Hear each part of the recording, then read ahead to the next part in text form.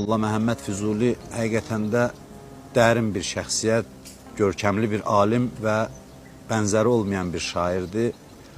Onun həyatına biz müraciət eləsək, hamımıza məlumdur ki, o ömrünü İmam Hüseyin əleyhissalamın hərəmində xidmət etməkdə keçirib. O, İmam Hüseyin əleyhissalamın zəvvarlarının ayaqqabısını cütləməyi özünə bir şərəf hesab edib. O hərəmdə axşamlar çıraq yandırıb, hərəmin işığını yandırmaqla İmam Hüseynə sədaqətini ifadə edib.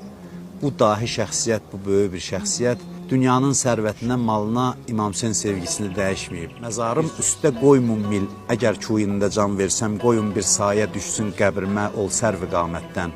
Bu möhtəşəm bir misradır. Həqiqətən də deyir, mənə nəsib olsa onun yanında can vermək, məzarının üstündən mil qoymayın.